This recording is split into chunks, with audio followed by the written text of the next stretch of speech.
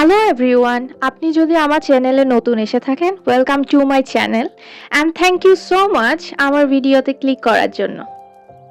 বড় হওয়ার সাথে সাথে আমি একটা জিনিস শিখেছি, কিছু কিছু সময় চুপ থাকাই হচ্ছে নিজেকে সুরক্ষিত রাখার সবচেয়ে ভালো উপায়।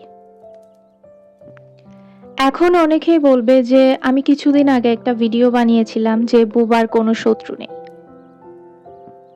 এবার এই কিছু কিছু সময় কোনটা?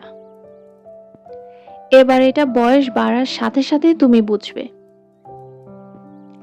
বেশিরভাগ সময় দেখবে যে আমরা যেটা বলেছি সেটা নিয়ে আফসোস করি, কি করলাম সেটা দিয়ে নয়।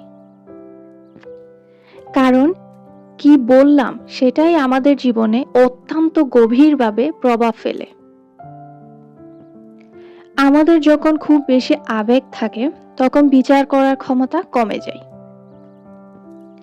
কিন্তু যখন তুমি আগে শোনো তারপরে বলো, তখন অনেক অপ্রয়োজনীয় ঝামেলা থেকে না নিজেকে বাঁচানো যায়। আমি জীবনে সবকিছু না মানলেও না এই জিনিসটা সবসময় মেনে এসেছি। যখন তুমি তোমার জীবনের সব খুঁটিনাটি সবার সামনে তুলে ধরো, তা অন্য মানুষ তোমার বিরুদ্ধে ব্যবহার করে। অনেকেই তোমার সাফল্য দেখতে পারে না, তুমি খুশি, তুমি সেলিব্রেট করছো,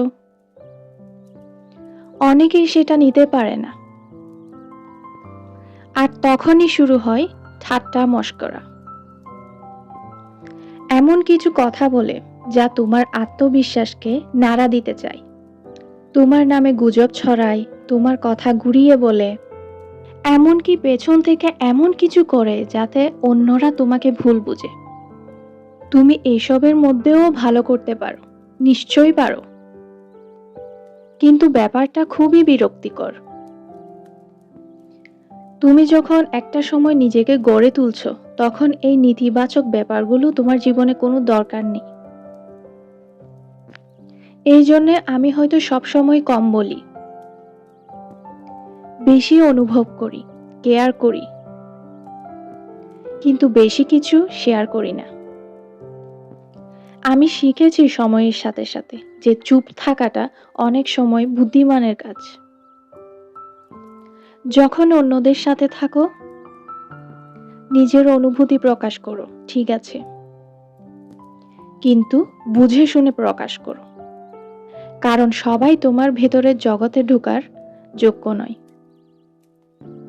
কারণ অপরজন তোমার বিষয়ে যত বেশি কম জানবে, তুমি তত বেশি সুরক্ষিত থাকবে।